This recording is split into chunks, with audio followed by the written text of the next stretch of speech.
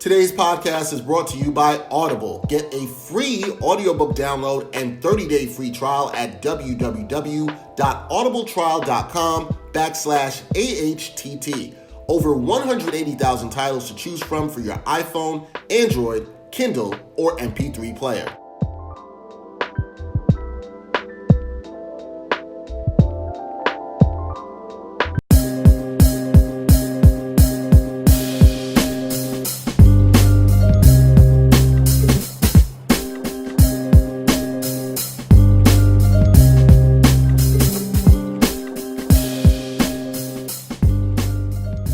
Hard to Tell podcast, episode 138. Dexter, Henry, Bryan, Fonseca here with you. Bryan, what's up, man? Yo, before we get into this episode, real quick, because I want to get into like how this sort of came about, but I'm gonna let you introduce this first because this is all very random. Yeah, and what's random for people who are watching this is we did not talk about our backgrounds. So it's funny, both of our backgrounds are very much Nas and Illmatic related. Obviously, name of the podcast is Ain't Hard to Tell. Ties in there. This is going to be a podcast where we talk about hip-hop. We'll get to that in a second. But if you're not watching, Bryan's background is Nas in front of the Queensbridge North houses from one of his promo shoot pictures from Illmatic. And my background is Nas, Primo, Q-Tip, and Large Professor from a studio recording session, which I would have just loved to see footage of or have been there at that time when they were recording Illmatic. So dope, man. I need to rewatch that Illmatic documentary. I'm going to say one thing. I got to tell you this, and it's funny. It's right underneath my computer here. A couple years ago for Christmas, my boy, shout out to my boy Mo, he got me this book for Christmas, and it's called Hip Hop Raised Me, and it's like this huge book. It's like super thick, and it's got like great photos through like hip hop history.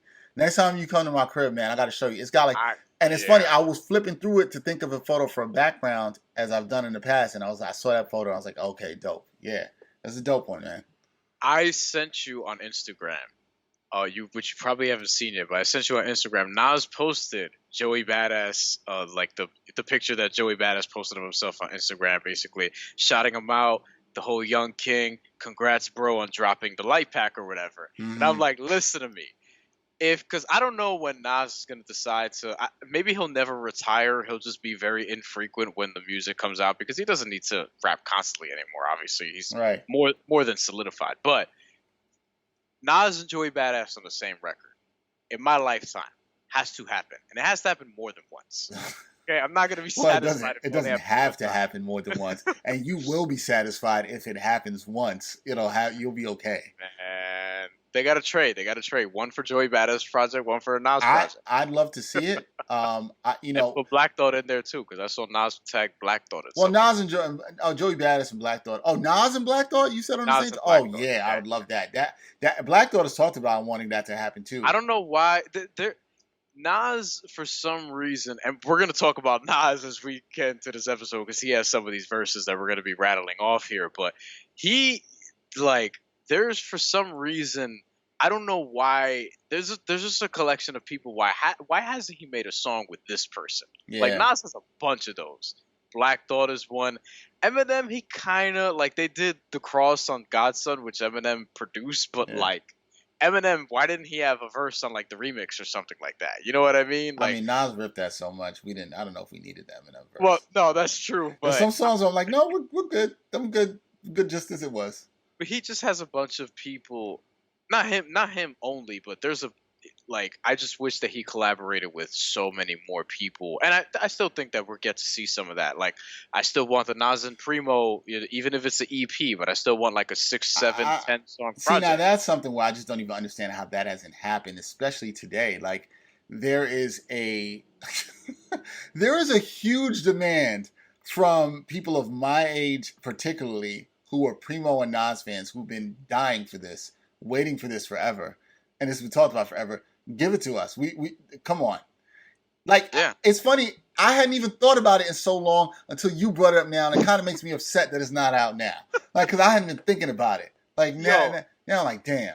that's the one producer that I would want him to be on the full album with. You know what Oh I mean? yeah. Like, and I feel like most Nas fans would agree, but like that has to happen. Jay Z did it with No ID. I'm like, Nas should give us 10 joints of Primo. If Royce the 5'9's doing it, I would like to see Nas do it too.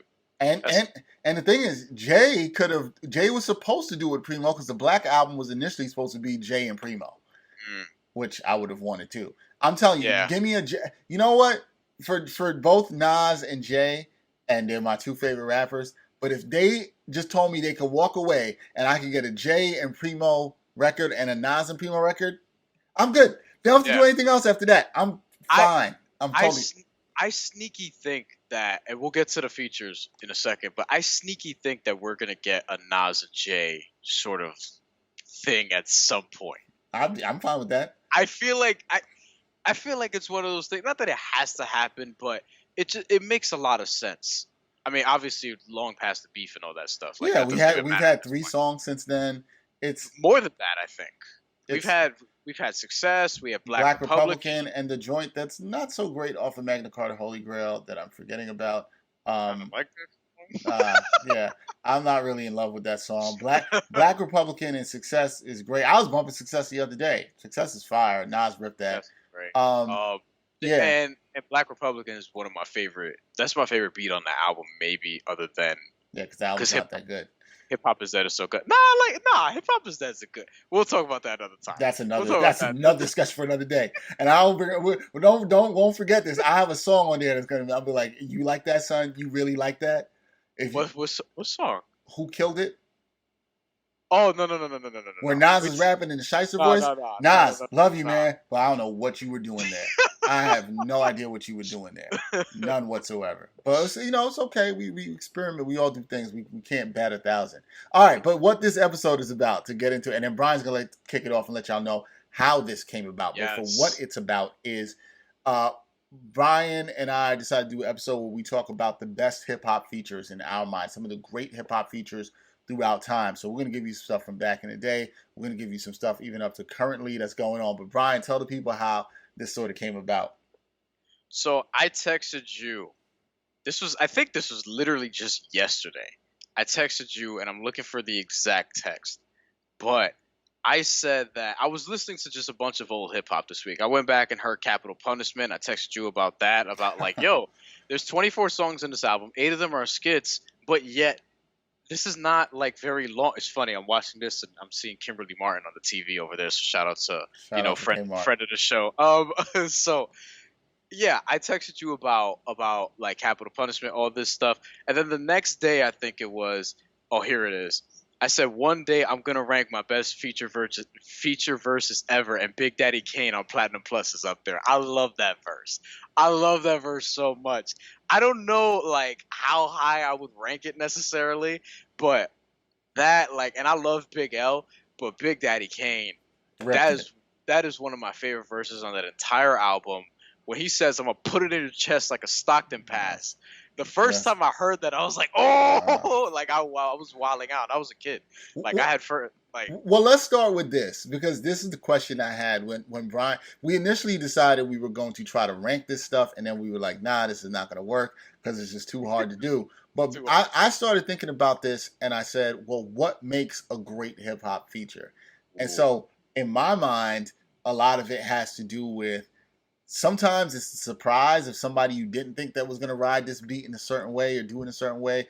Obviously, the lyrical performance matters. But I always look at it, when I really think of these great hip-hop features when I was writing it down, I think about it that I remember the feature so much on the song that I forget the person whose song it is, right? Like, that's kind of a really great indicator to me of how great a hip-hop feature is. What's, for you, what makes a great hip-hop feature?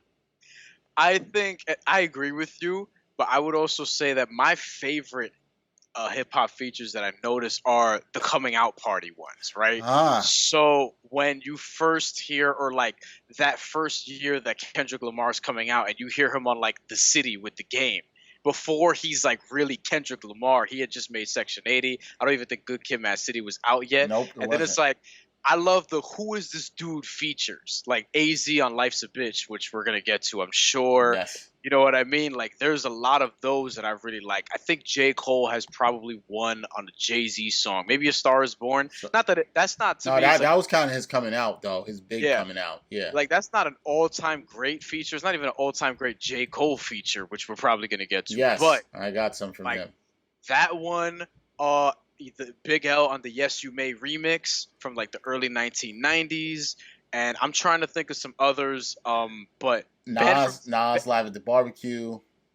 Big Pun off the books with the Beat Nuts, and then he was on Banned for TV, which is where like Nature, we had heard Nature before, and he had did some he had did the Firm album, but that was Mm-hmm. him on his own and sort of branching out, and he had a memorable verse there. So I kind of like the coming out party verse where who is it like the first time you hear somebody. I think Tupac even had one with Digital Underground. I feel like every great artist has one that you could trace it back to, and obviously Nas with Live at the Barbecue, that's probably the one that people think about the most. Well, real hip Most. hop heads think about the most. Yeah, I know. I think you make a great point in terms of the coming out parties, and that's what's really memorable for a lot of people in terms of features. It's really sometimes the first time you hear somebody, and I feel Yeah, like there's another kind of feature where sometimes now you'll see some of the vets hop on a young artist who they really like, and it's kind of the vet feature is almost like a showcase of their skill still, but also championing this new dude or girl coming along who can really spit that they really like. Like when Jay hopped on the "Bitch Don't Kill My Vibe" remix, which is a really great Jay feature, but like is an amazing Kendrick song. yeah, and another one, and I guess we could just start like getting into some of these verses then, because Yeah, we're already breaking it down. One of those examples for me that you just mentioned, Cool G Rap the Realist, where he was yeah, the vet, he was in for a long time. Mobb Deep wasn't new; they were already a few albums in at this point. They were Mobb Deep, but at the same time, they were still like youngish in the game. You know what I mean? They weren't like Mobb Deep. We know them now as legendary. They were still very much at their peak at that point. And Cool G Rap came in. I think it was the first verse on the song too. And I remember the first time, and this is another thing too, is you remember some of the places you were when you hear these songs. I just remember hearing it at home one day. I think I saw like maybe there was a music video or something like that for the song. I don't remember mm-hmm. exactly, but I just remember hearing it at home. And I think that was the first time I heard of Cool G Rap. I was like 9 years old or whatever. I didn't know about like Fast Life and all the stuff with DJ Polo or Polo from like earlier back in the day. So Yeah. that like as a young dude, I was like, oh wait, who's this? And then obviously you do your research, so you get to learn about people in that way as well. Yeah. Nah, no doubt about that. But like, I want to start it back with what you said about the introduction of rappers. 'Cause I think you made some good ones, and you mentioned the one that I think for us as Nas fans and for a lot of older hip hop heads, you know, I have to think about this too because Live at the Barbecue that I'm about to mention, that's not my introduction to Nas, but for other people who might be a little bit older for me, that were really into hip hop, my introduction to Nas was really Ain't Hard to Tell. That was kind of my introduction to Nas, and I went back and heard Halftime and other stuff. But and just got into Illmatic. But for people who heard Live at the Barbecue, and I understand, because you have to take yourself back to what hip hop was at that time, 92, 93, and Yeah, him hopping on this Large Professor track and getting on live at the Barbecue, and you hear his verse, and you're like, yo, and it's the this first verse in the first song, verse which on the song. matters. Yes. Yeah, And he just comes out kicking it. And you're like, who is this dude? This dude is, you can see why people at the time were so hyped for Illmatic because this dude was rapping on some next stuff that flowing like nobody else was. He was raw, he was aggressive.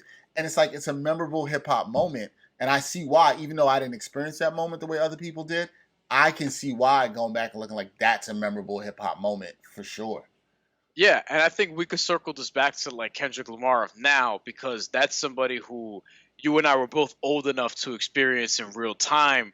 Where I think my introduction to Kendrick Lamar on a bigger feature, because I think the first thing I actually heard from him was probably Cartoons and Cereal, or Mm. maybe one of the Absol joints that he did. Oh no! Actually, the first thing I heard from him was Hood Gon' Love It. That was a feature. He was on the J Rock song. Remember J Rock? People forget that J Rock was the first one for Black Hippie to really emerge, and his album took a long time to come out. This whole thing, but he was dropping songs in like 08, 09. I had heard of J Rock. And I heard Kendrick Lamar on Hood Gon' Love It, and he was rapping all fast, and like I can't even repeat the verse. It became the theme song for Grand Theft Auto years later, but by that time, Good Kid, Mad City had already come out. Kendrick Lamar became a star, and then we know what happened with Pimp Butterfly. But the introduction, I think it's so important because it really, to your point, it brings people that excitement. It sets the tone for some people, and for a lot of guys, like it'll pay off for them, and some others not so much. I mean, we could probably get into that too because Cannabis is somebody who excited a lot of people. Where he had the verse on Desperados, he had the verse on what's the Lost Boys joint, Beast from the East, where he went crazy. He was on 4-3-2-1, one of the great posse cuts of all time, right? Yeah, and then it didn't really work out that way. I know Sci-Hi the Prince, he's dropped a couple good projects, but I kind of expected more after So Appalled, which was my introduction to him. And there's something to be said for like the great features where they'll set the stage for you. You know what I mean? Like Nas, for example, he just came right out the gate. He went first on the songs that matter. With Kendrick Lamar in the city with the game, they dropped the beat for him. With like they took off the beat entirely. And with Sci-Hi the Prince and So Appalled, they kind of faded it a little bit, took off the drums. He went in for 4 bars. Like that lets you know that the producer or whoever's behind the record is like, no, we want you to focus on this dude. Even though Jay-Z and Kanye and all these other big artists are on this song, we want you to focus on this dude. And I think that also, like, the production obviously matters in anything. Nah, it really does in terms of creating that moment. It's funny. As we're talking, more coming to me, and I'm adding it to my list because I'm like, oh, how did I forget this? Today's podcast is brought to you by Audible. Get a free audiobook download and 30-day free trial at www.audibletrial.com/AHTT. Over 180,000 titles to choose from for your iPhone, Android, Kindle, or MP3 player.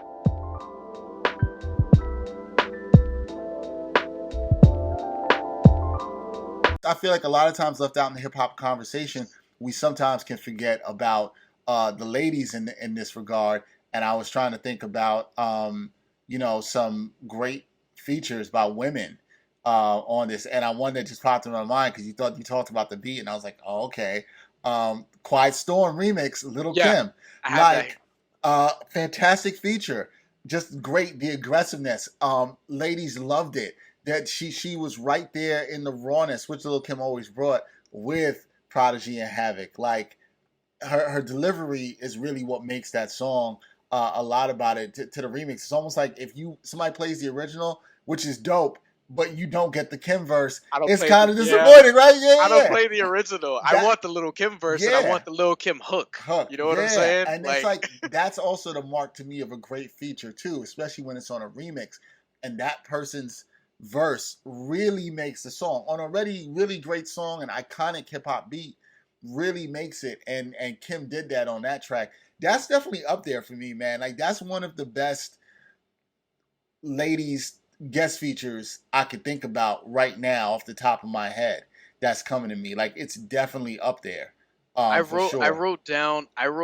This is technically a feature, and I know some people aren't as crazy about the verse maybe now as they once were, but Foxy Brown, Affirmative Action. Oh, no. That's what I was about to mention next. That has to be mentioned in the same breath as that. No, Fox killed that. There's no denying that. In fact, there's a very, very, very, very strong argument that she had the best verse in the song. I think she did. She did, right? You say she did? Yeah. She did. She had the most bars, which tilts it in her favor. But no, she went crazy in that song. And see, this is another one. And here's the thing. I can't say, and obviously, I really like that song, Still Play It, Love Nas or whatever. Other than the first part of AZ's verse, I only really remember Foxy Brown's verse. Yeah, and that's another thing about a great feature. And the thing about, that I would say, and it's one of these things was like you had to be there. You had to be there at the time. I remember when Affirmative Action dropped, and I remember people were crazy about that Foxy Brown verse. They was like, yo, this is ill. She was spitting. Yeah, she killed it. pulling up in the Nautica van. I wanted a Nautica van. I didn't even know what the Nautica van looked like because of Foxy Brown. I wanted the Nautica van. I still want to know who had a Nautica van. I don't think anybody did. We have to Google that. But it's funny because I don't even think I think that was a lot of people's introduction to Foxy Brown. But it was for a lot of people. She had a verse the year before on the I Shot You remix with LL Cool J and Keith Murray and Fat Joe. One of the great posse cuts of all time too. Prodigy, I want to say. But she also was on. So that was 95, I believe, if I'm not mistaken, with the I Shot You remix. Affirmative Action was 96. 96. But remember, she also is on Ain't No on Jay's album. She's on that. She's on that too. So this was kind of her. Those were kind of two. And again, a lot of people remember her on that song for ripping it, even though there's all these rumors about Jay, writing that and all this other stuff. But like Fox really makes that song, and that's a song I'm not that crazy about. Unreasonable Doubt. It hasn't really aged that well for me, but it's not. I can see why. Yeah, but like, but Fox kills it, and to have a woman at that time, and the impact matters too. At that time, to just talking the talk she was talking, the mafioso type. From a female's perspective, her and Kim did that very well. That was very impactful at the time, man. Like, you remember people for those verses. I'll tell you one that came up to me. We talked about introductions, because I feel like we have a good theme of going into things here. Introduction. I remember the first time I heard Lupe Fiasco, and that was "Touch the Sky," Kanye. Yeah. And I was like, and I remember hearing the wordplay and being like, "Who is this guy?" And that got me into going down the rabbit hole, and the Food and Liquor leak that came out, which actually ended up being better than the original Food and Liquor. That's a whole nother story, but because of some songs that you left off. But, I was like, this Lupe dude is nasty. And then he further showed me who he was. So that's another example of somebody just getting on my radar because of a feature. I feel like lately the artists I've gotten into in hip-hop have gotten on my radar because I've actively went out and looked for stuff. Sometimes I heard him on a feature, or sometimes I just heard this one song. So, but like, I still do think features are a great way of getting people on to new artists that you might not have heard before. Yeah, I don't think that I don't get that as much now, I feel like, as I used to. Like, I even remember being younger, not young enough when the song actually came out, but when I first heard "Hit 'Em Up" for the first time, and Tupac had like a bunch of people in that song too. I was like, "Yo, who's this dude? Who's this dude?" Like, all from the Outlaws or whatever. I think Hussein Fatal was one of them, who had like a really good verse. And I did not really care for the other verses in that song. That there was one other one that I really liked. I think it was by Hussein Fatal, but there was like a posse. There was a thing where there were like posse cuts, and they would kind of introduce to you like more than one person. Like 4321, which we talked about earlier, not only introduced cannabis, but a lot of people didn't know that much about DMX before that came out. And this is DMX's verse on that is on my list as one of the great features. It is on this long list. DMX's verse on that is very memorable. It is the kind of coming out for DMX, right? Because this is before "Get At Me, Dog." This was the verse that kind of put him on that, like, yo, who is this dude? That you talk about introduction. That really was a lot of people's introduction, because I remember that at that time. Yeah. You know what I mean? His first album came out the year after. Yeah. Because that came out in 97. And, there's something to be said for, there's other kinds of features too, where it's like, maybe you haven't heard from this person on this level, kind of like Rhapsody and Complexion on "To Pimp a Butterfly." That's on my that is on my list as well. Yeah, where it's like, this person's been like, we know she's nice. The real hip hop heads know she's nice. Yep. But now she's at this level where like Kendrick Lamar is putting her on an album that goes #1. There's something to be said for that as well. Or the artist. Oh, I don't want to spoil this one because I know this is one of your favorites, so I don't want to like just poop on it right away. Nah. But the artist that gets on somebody else's song on a collaboration you wouldn't expect, and they tear it up as well. There's one that I'm thinking about right now, and I kind of want you to mention it because I don't want to spoil it because it's recent. It was recent? Yeah. Oh, I thought you were going someplace else. Two dope artists finally get together. The featured artist goes crazy. This is one of your favorite songs. I'm telling you. Oh, the Tyler the Creator and Freddie Gibbs joint? No, not that one. Oh, because I'll add that. Tyler the Creator has one of the best features I've heard this year on something to rap about with Freddie Gibbs. And I'm not a big Tyler the Creator fan. I don't dislike him. I'm just not really into his stuff like that. that kind of falls into the category too, because it's like, oh, I haven't heard from this person in a while, and it's like, Yeah. oh, that's right. And then there's also the artists, which is more of what I'm talking about now. I'm trying to lead you to, where they're just going on a string. They're going on a string of features. Like they just have one of those years where, let me hop on this person's song, I'll kill it here. Hop on this person's song. This year? With no, was it? It might have been last year. Somebody was killing with features. No, yeah. It was J. Cole. It was J. Cole. I'm talking about Bob Lobo specifically. But yes. Yo, you know what's funny? You know what? I am mad at myself. I am mad at myself because I put a couple other J. Cole features on here, and I can argue, and I feel very strong. I'm glad you brought this up. So happy you brought this up. I do think you could argue that might be J. Cole's best verse and best feature. It could be either or. You might like other album verses and stuff, but just the way he told the story on that verse, man. Like, I gotta play this when we get off this. I gotta play it when we get off this podcast because I love that verse. It's just the way Cole snapped on that and flowed. Like, man, he just killed it. It was just like super sharp Cole. There's some other features I have from that I'll mention, but I do agree with you on that. Sometimes people go on the streak where they're just running through features and killing it. And Cole had kind of really been on that run in the last year where he had some really good ones. He had the one on Boss's Tribe. He had that. He had the one on the Gangstar record, which is another Jeezy record too. With Kendrick. Right, with Kendrick. Yeah. All those verses are great. I actually even have a whole playlist of stuff with that Cole's just features on that. Where he just absolutely killed it. But I was thinking about the impact. You just going back to that for a second. I'm glad you brought up 4321 because I had it on there, and I think what I think about, and that's DMX had the last verse on that song, if I'm not correct, right? No, the LL finishes the song. LL, yeah. Which is funny because LL, all the verses on the song are really good.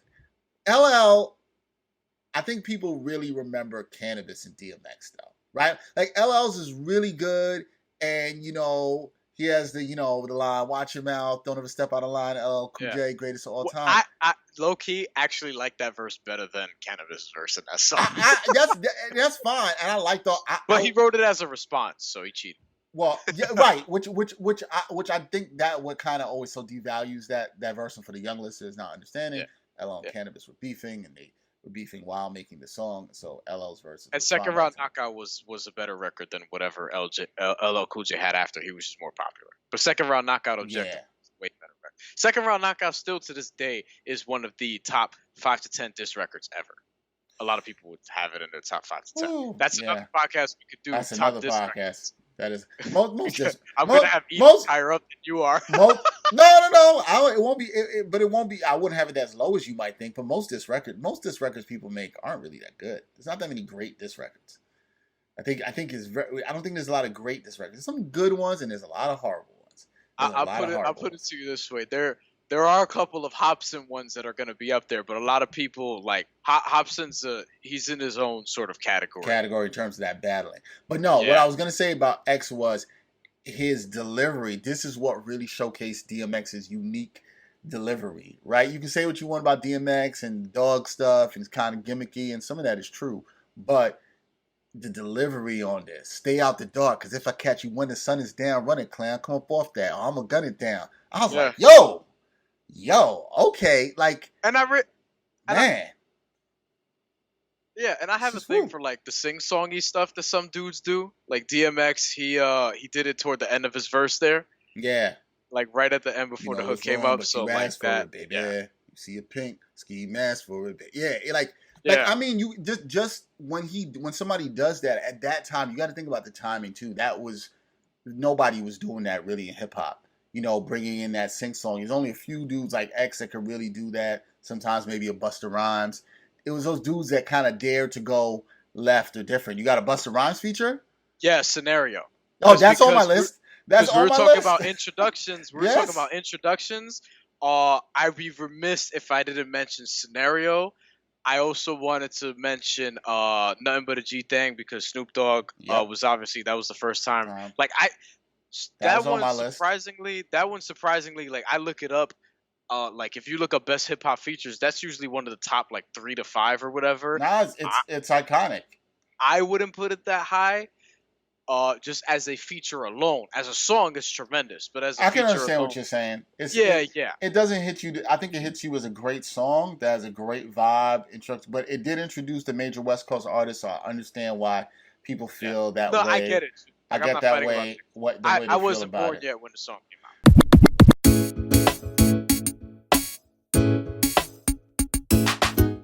The Sports Walk is back. Watch season 3 of Backpack Broadcasting's original web series that brings you the opinions of real sports fans. The first 2 seasons and current season are available now for viewing on the Sports Walk YouTube channel and Facebook page. Check out the 2017 NYC WebFest official selection and see what other sports fans have to say on the hottest issues in sports today. It's easy, just take the Sports Walk.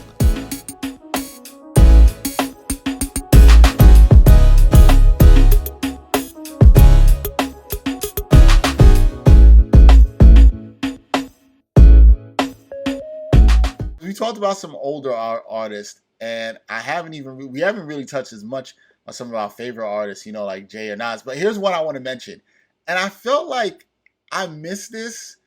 I don't think I listened to this song until about 3-4 years ago, and I think Bryan put me onto this because I did not listen to it. And this is off of Rick Ross's "God Forgives," but I don't, and I did not listen to that project. Or I listened to only one song, I think, which was like Three Kings from that project, and.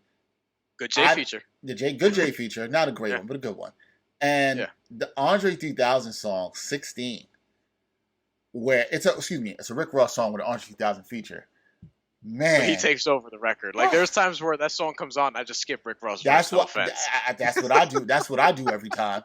Because it doesn't matter. It doesn't matter what Rick Ross said. It doesn't matter what Rick Ross said. Like, sorry, Rick Ross, it didn't matter what you said in that song. Because Andre 3000 was so...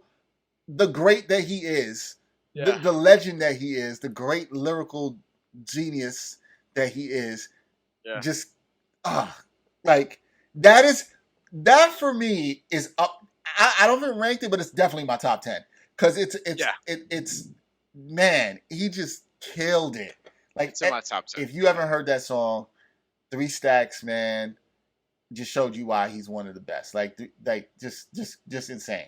And to that point too, I want to, like, if we can sort of shift this a little bit into the dude who kind of reminds you who he is in the feature. That's a good category. Yeah, the dude or the woman who reminds you, like, no, dog, this is how nice I am. Like, I've been in the game for a while, and a couple of them that come to mind, that was one of them.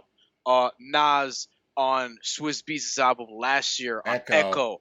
That's one of them. Nas on Nas' album Done with DJ Khaled, that's one of them as well. There are a bunch that I can think of, but right now, like, those come to mind. I want to say that Kendrick Lamar has one. Maybe it's the That Part remix. That's on my list. That is easily because you know what? See, what a great feature to me. I remember now. I remember which one it is. It wasn't that one, it's another one. But I'm going to tell you after this. That to me is in my top 10, That Part remix for Kendrick. Because the internal rhyme scheme on that song is it's such next level writing and rhyming that I remember when I can tell you my face was just like, oh, damn. He, like, the flow, the double time flows, the internal rhyme scheme, the writing, the connecting of it all together, he just ripped it. Like, I don't even listen to the original Schoolboy Q song. I go right for the Kendrick part.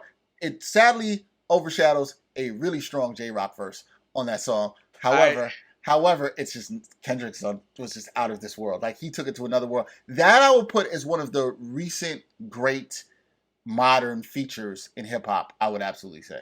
He has one, and this is the one I was referring to originally, that's at least close to that, if not on that level. Well, hold on. Let me look at... I'm looking at my Kendrick ones I have on here. Okay, I have 3. I don't know if you'll have this one. Let me hear. I don't know if you'll have this one. Go ahead. Holy Key on the DJ Khaled. Nah, you know what? Oh. I didn't, and that is a good one. I did not have that. That's a good one. Do you think it's better than his verse on Ab-Soul's Illuminate? No. Yeah, Illuminate's on there for me. That's a great verse. That's a great one. I'm glad you mentioned it. That's a great that one I was riding around to it the other day because it's on the GTA soundtrack. I totally forgot about that. Riding around in a video game. That's what you talked about. I was like, yo, you got a whip? No, I was riding around in GTA.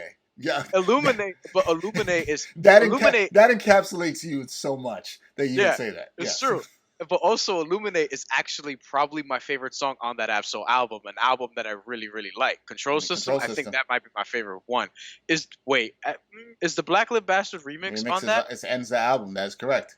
Okay, so it's between one of those two. And what I appreciate too, and we're gonna get into another great feature. There's some sort of under the radar ones as well. Like the J-Rock one on Black Lip Bastard is a little bit of, I am showing you or reminding you who I am because I was the first one out of this group to really Don't forget about me feature. Slash that. It's also like, yo, dog, like I'm here too. You know what I mean? Like kind of like what Sci-Hi did on I'm forgetting the record. It wasn't So Appalled, but he had another one after that. But J-Rock was trying to remind you, like, nah, dog, like I have the last verse here. He goes 32 bars, and it's a great J-Rock in those black hippie songs. He takes it seriously. Yeah, he always brings his best on that for sure. Like he absolutely does. You reminded me of one. You brought this up to me the other day when we were texting, and it's crossed my mind now about somebody showing who they still are. And I think understanding the time of this and this record dropping. And what I'm about to say in this feature is important. This goes to Nas, and this is in 2001, and this is before Stillmatic drops, and Nas hopped on Jadakiss' first album and rapped on Show Discipline. And I remember this moment. I remember listening to that. I was with my man Justin. We was listening to this album, and I was like, yo, Nas might be back. He might be coming with some heat. Because we have to remember, Nas kind of had, this is a post-Nostradamus. And everybody who knows me as a Nas fan, you know how I feel about Nostradamus. This was post that, and he ripped that middle verse on Show Discipline. Man, you like, Nas sounded Illmatic hungry again. And that was a feature where he was letting us know he was coming back. And obviously he came back with Stillmatic, and the rest is history. I think... I'm a little bit hard on this person, so I gotta tip my hat here, at least because, people may think that I don't like him or whatever because I think his discography is a little bit overrated. Here we go. I know where this is going. But Eminem has that's not where I thought it was on this list. Eminem has a bunch of these on this list where, like, he has a lot of, I'm reminding you who I am, especially in a not, in fairly recent times, like with Caterpillar, for example, with Royce the 5'9". That's one of his best. Really good I agree with that. Renegade from a while back. Lucky You with Joyner Lucas not that long ago. Yep. I think that was a Joyner Lucas record at least. Either way, great song.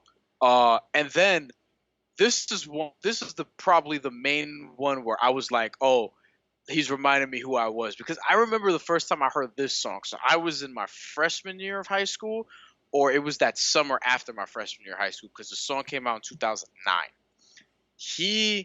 I don't know if he had just dropped Relapse or he was about to drop Relapse or whatever the case may be. We know Relapse, not a great album, right? At all. And before that, Encore had come out, and it's been a while since we really heard from Eminem, like really heard from him. And then Forever comes out. And it's Drake, and it's Wayne, and it's Kanye. And then it's kind of like what I said before, where the production, it'll indicate who we want to kill this verse. And this was back before he signed Slaughterhouse. Joe Budden, Joel Ortiz, Crooked Eye, and Royce the 5'9" were all behind him in the video. And I remember watching this, and I was like, oh, wow, he's doing this again. You know what I'm saying? Like, and then unfortunately after that, things didn't continue the way you thought it would. He'll still have these verses where, like, you'll remember, like, yeah, this dude could just about out rap anybody who's ever picked up a microphone when he wants to. But and his last album, like, I'll give him props. The last album wasn't too bad, like, compared to the other stuff that he had been putting out. But the Forever verse in particular, it might be my favorite Eminem feature because of how it hit me differently than all his other ones, right? And that came out at a time where it wasn't as dramatic as, like, because Nas was sort of down and out, and then he came back with Show Discipline, Ether, and then obviously Stillmatic, which is one of his best albums. But the Eminem thing, when Forever came out, to do that, particularly on that song too, with Drake, Kanye, and Lil Wayne, and I don't remember any of those verses. I only remember Eminem's verse. If that song comes on, I just go straight to Eminem's verse. Seriously. Understood. Now let's we there's one we haven't brought up yet that, and we're gonna start wrapping things up, but we got to talk about, because I would argue this is the best feature to start a song in hip hop history, and that would be AZ on "Life's a Bitch." I mean, I think that's probably the number one feature ever. It could be. It could be. It could be. I think it's fantastic. I think it's just the way AZ comes on that track and attacks it. He actually out raps Nas on that song. The way he actually attacks it in his verse, and man, just the lyricism, the sharpness of it is just absolutely beautiful and poetic, which is, what you want to see in the display of lyricism. And man, he really took control of that song, and it's just an amazing job. And you have to remember, not you, but people have to remember, in 1994, dudes just weren't doing that. Nah. Nobody was visualizing the realism of life and actuality at that time. Nobody was doing that. Depends on salary. Yeah, man. Yeah. It just hearing that, he sets that whole tone for the song, and it's crazy because Nas has a great verse on that, right? And it's like, but again, that's why I say it's a very impactful feature. You almost forget it. Nas's verse is great, and it's super lyrical and well written, and rides the beat well too. But the way AZ just comes on, man. To bring up some underrated people we think that people might not think about, we talked about people who could rap with anybody. Black Thought you brought up Capital Punishment. Black Thought on Super Lyrical. Fantastic feature on there. Black Thought on a Pharaoh Monch joint that I love called Rapid Eye Movement. If you have not heard that verse, go and listen to that. On my list too. Yeah. Black Thought kills that. I thought on Extradite with Freddie Gibbs. Yes. Yeah, that's another good one. And look, I love Freddie Gibbs, you know that, but Black Thought got him on both verses. He got him on that. Another DMX joint that I think is a memorable DMX joint, and I think DMX really kills this song. He owns this song at the end. 24 Hours to Live with Mace, Black Rob, and Lox. DMX just kills it. The aggressiveness of telling his story of what he do in 24 hours. He kills it. Ooh, I thought of, and it's just funny because that made me think of a couple other Nas ones when you mentioned that. DMX he might have been on this album, wasn't on the song. Journey Through the Life. Nas was on it with Beanie Sigel, Diddy, and I'm trying to remember who else. He has a really good verse, I think, toward the end of that song. There's a couple other obvious Nas ones. Verbal Intercourse.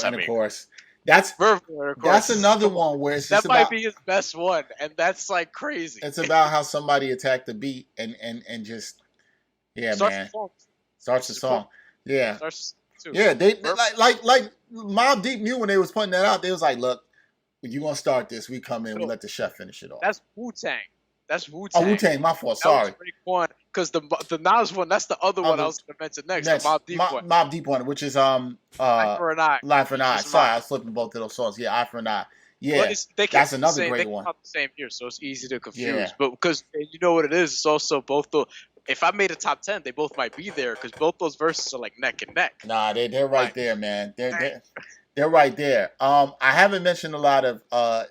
You talked Rhapsody Complexion. Oh, one I want to mention for one of my favorite Southern rappers, one of the best people to do it, Scarface on This Can't Be Life. I do love that song. It's one of the Jay-Z Dynasty album.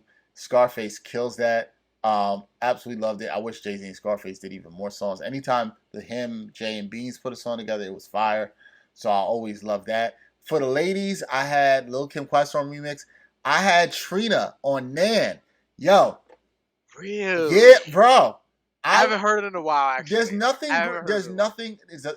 Again, a great feature doesn't always also have to be super lyrical. Sometimes it's the impact. And Trina's verse on Nan and how she's delivering it and doing the hook. Yo, just fantastic, man. Like the energy is just, she was just bringing it for the ladies with the energy on that song. You had Trick Daddy, and don't get me wrong, I'm not bumping a lot of Trick Daddy, but you could bump some Nan for me anytime. And I was like, yo, I like that Florida, Miami, ghetto Trina. I loved it. I want to say Rhapsody has more. She actually has a really good feature. I'm blanking on the name of the song, but it's a Sky Zoo record. And Rhapsody has a really good feature on that song. This came out a few years ago. I don't remember the name. I don't remember which album, but I heard it not that long ago, and it was really good.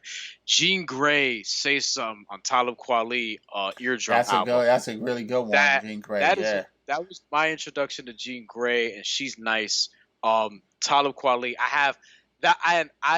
Talib Kweli, if you knew me growing up, that was one of my favorite artists. Still artists that I really like now, but obviously he's in a different space, not like actively rapping the way he used to.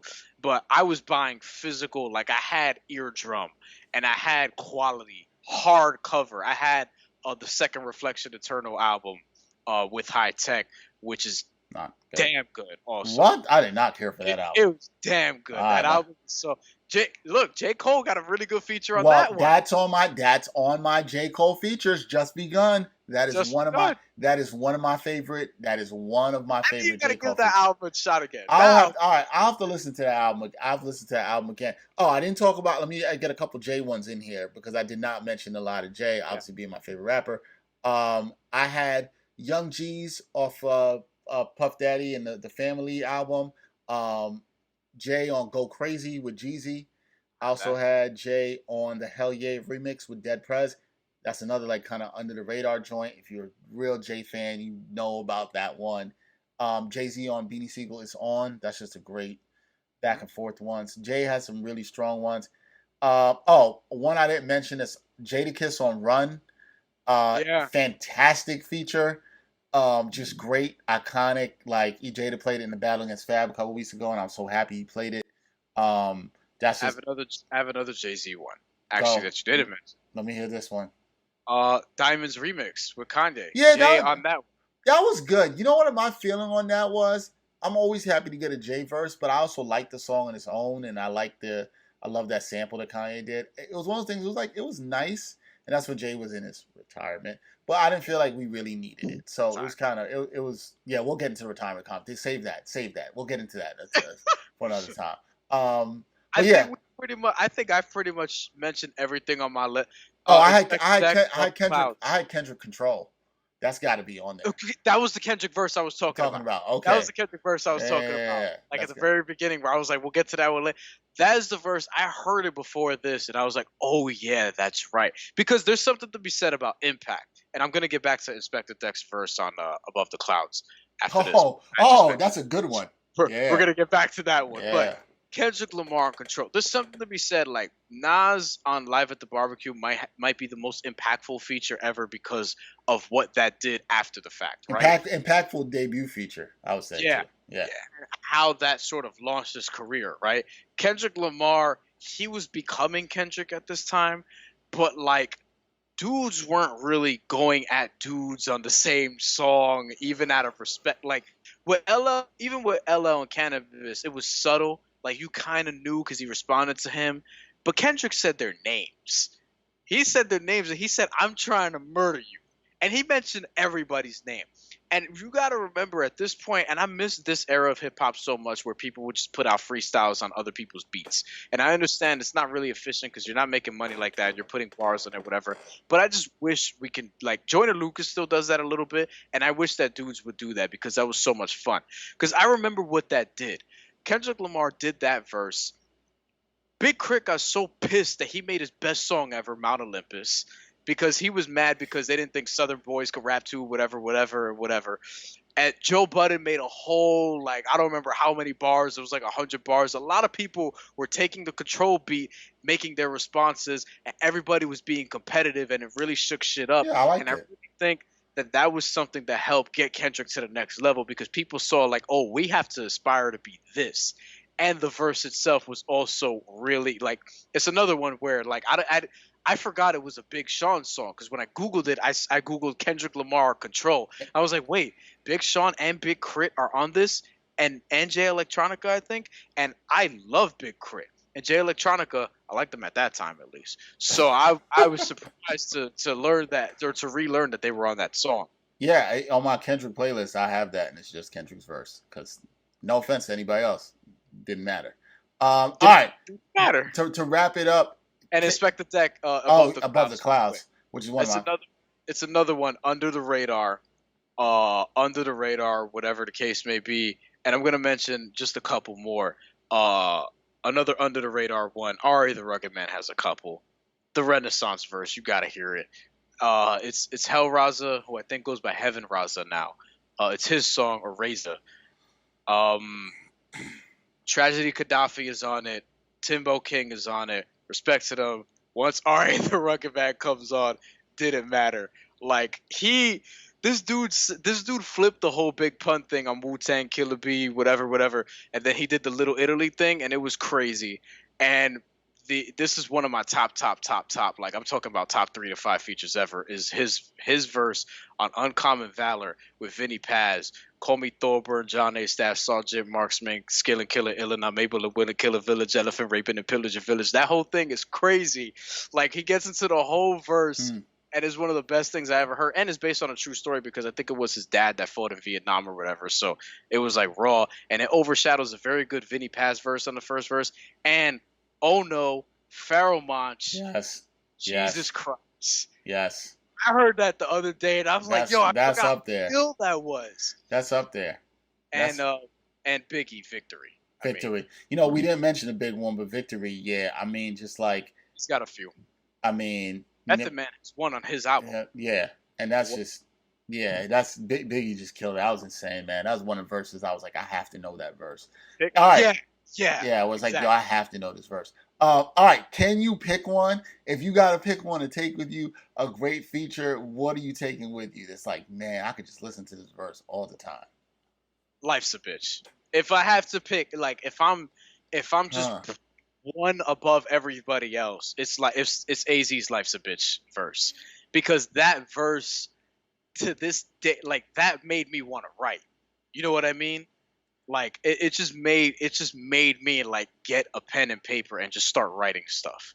Like that verse, like completely just did things. Yeah, it's gonna be tough for me to argue against that, but I want to pick something different. But it's gonna be really tough for me to argue against that because it does have that, make you want to go and write kind of situation. Since you picked something from the past, I will pick something modern, and we kind of hit on it before. If I have to go with something recent, and it's a verse I probably played so much. I know where you're going. Years ago, Bible Vault, man. Yeah, I played so that song. It's so good. I think it's a great modern verse. I think Cole, right in the last couple of years, has really been in his, like, I hate using the word prime around artists, but like prime in terms of just rapping and just like certain things that people do, kind of like the AZ verse, kind of talk about Kendrick on like that part. It's a rap masterclass. And sometimes you get some displays of that. And I think that was one of them too. So, nah, man, definitely a dope one and a good one. But yeah, great features, man. Great features. Features are a great part of hip hop. I kind of wish we could see some more. I don't remember the last time I heard a feature which really was like, yo, I got to go check this person out. I'm going to give credit to one album that heavily featured somebody in it. It really changed me getting into this artist. It's the last kind of artist to do it for another artist was Dr. Dre on his Compton album, because Innocent Pac was featured so heavily on that album, and he's kind of hip hop adjacent. But I was like, yo, who is this dude? And that made me go check his music. Because I was like, who's this dude on the hooks? I like how he writes and how he really was on Animals. And so I was like, yo, who's this guy? And that really got me in. But a lot of times it hasn't really been like that as much lately. Another one, I'll give a honorable mention to this feature. This is off of Static Selector's, I believe, Lucky 7 album, or was the one before? No, What Goes Around album. So What Goes Around album. And it was the first time I heard Logic. That got me into Logic. Logic is on this song with Ab-Soul and John Connor and him. Logic closes the verse, and Logic ripped it, and that made me go listen to Logic. So there's sometimes it happens, man, and I wish we had more of that sometimes. More put. Yeah, it's funny because I'm trying to think of some modern ones. Freddie Gibbs had a really good one, although I don't really follow the artist that he was on the song of, but he has a really good verse on this song called "Toast to That" by an artist named Cousin Stiz. Where, like, I just skip his verse and just go to Freddie Gibbs' verse entirely. The beat is very slow. Freddie Gibbs double times, damn near triple times during the verse, and it's short and it's just a really good verse. Like that's one of the ones that I would say that I'm playing that came out recently at least. And there's actually a couple. There's two big ones that I missed. Three big ones that I missed actually. 50 Cent, Hate It or Love It. That's a great that's also a great verse to kick off the song. That's up there. That's up there. Yeah. That's it's really there. Like those first four bars are four of his best first four bars to start a verse that he's done in his career. And like people can say what they want, but 50 Cent has actually a lot of really good verses. But that's another podcast for another day. Ghostface Killah has two on my list: Criminology and Guillotine Swords. Oh, how did I forget Criminology? That's a great verse. Yeah. And Big Pun, who I've been listening to a lot of this week. Oh, Kendrick Lamar, Fragile. Ooh, forgot about that one. Yeah. Fragile, Tech 9 song. Big Pun, John Blaze, and Big Pun Off the Books. I mentioned Off the Books, but John Blaze. After Nas verse, a Nas verse that was really good. I love that song. I love the Jadakiss verse on that, actually. So that's crazy. I love Jada's verse on that. John Blaze or Banned for TV? Which posse cut do you prefer? Banned for TV. A lot of people say Banned for TV. The beat on Banned for TV is just too iconic. In fact, I was talking with one of my homegirls the other day. Maybe it's because Nas and Pun are on the same song. I'm like, yo, I love John Blaze. It just speaks to you. Yeah, but I was talking to my homegirl the other day, and we were talking about production. We were talking about Swiss Beats production. She had no idea Swiss produced Banned for TV. She had like no idea. And she was like, what? And I was like, yeah, that's Swiss on there. Swiss Beats. Swiss Beats. All right, that's a wrap. Bryan went with Life's a Bitch. I came with something a little more modern. It's not, I won't say it's the best hip hop feature of all time, but it's definitely one of my favorites in J. Cole with Bob LeBoat. So that's it. All right, hope you enjoyed this features talk. Still don't know what I'm going to title this episode. Be something playing off the features. Come up with something. Could have went with Back to the Future, but we've been doing Back to the Future, so I didn't really want to do that. Plus, that was a Wale mixtape. But whatever, that's a whole nother thing. Thank you for listening to this episode 138 of the Ain't Hard to Tell podcast. Please be sure to subscribe to us and whatever platforms you listen to. Please leave a review and rate us. That also helps us a lot. So just leave us a nice review because you love this podcast. We know you. We know that you do. We know that you do. Support independent media. Support independent media. That's another podcast. All right, that's it for episode 138 of the Ain't Hard to Tell podcast. Like I don't know the song. For Bryan Fonseca, I'm Dexter Henry. Until next time, y'all. Peace.